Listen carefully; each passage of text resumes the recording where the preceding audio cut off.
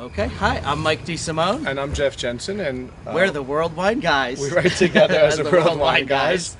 And we're journalists in New York, based in New York, and we write for some of the major wine magazines in the United States. Currently, we're columnists for the Wine Enthusiast magazine. And we are very pleased and very honored to have been here and traveled through this region, the Serra Gaúcha of Brazil this week. And why don't you talk first about the wines? I have to tell you, we were invited, and we're very honored to have been invited.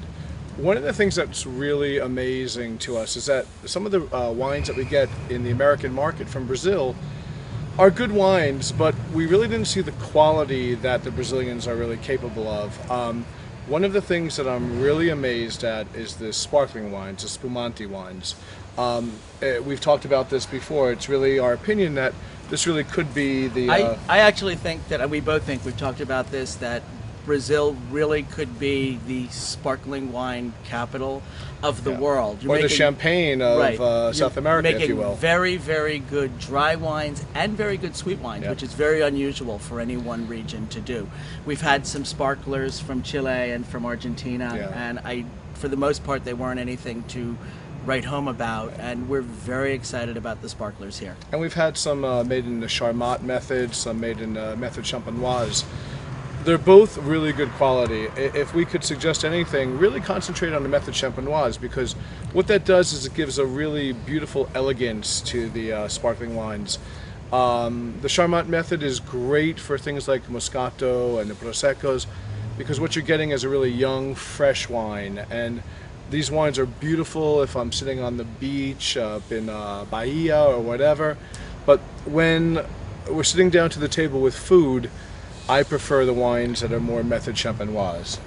Yeah, I would agree with that. Although I do really love the fresh, the very the sweet but still bright and acidic sparkling Moscatos are wonderful. Are wonderful, wines as especially well. for dessert wines or as an aperitif.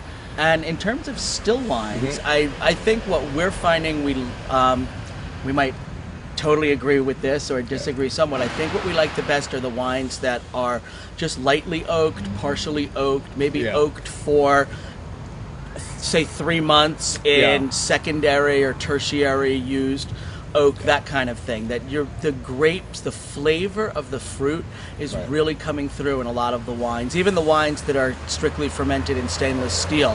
And some of the wines we had earlier in the week were a little bit over oaked and a little bit heavy handed. I agree. I think one of the things that Brazil really has is that it has these really fabulous varieties of wine. You have Tannat, you have Touriga Nacional from Portugal, but everybody in the world is making Cabernet Sauvignon, Merlot, Chardonnay. And although Brazil's making really great wines from these varietals, they're European varietals. And I think what Brazil needs to concentrate on is the soul of Brazil, the feeling of the people.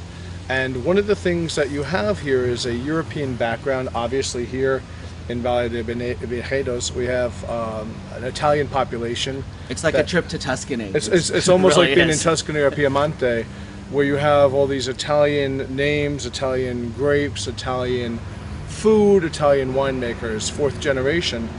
And I think that what you're doing is really super, and the soul of Brazil is coming through. We've tasted a lot of wonderful wines, the Tannats, Touriga, so many different wines. Well, I think to that point, I don't know that I would be in such a rush to have DO status. We had the wines in Pinta Bandeira, the IP, which were some very nice wines, and I think that sometimes going to DO status, people might think, well, if we have DO on the bottle, people will think more of it. They'll think it's a better wine. But I think it's sort of like a pair of handcuffs. Once you have that DO status, you're stuck growing only those grapes. And right now, they're the grapes that are working well here. But Brazil is a young country, and making fine wines is a very, very young thing here. So perhaps it would be better, instead of saying, well, we have a DO and we can only make these grapes, specializing in Merlot, maybe there should be a little bit more experimentation, and maybe the younger,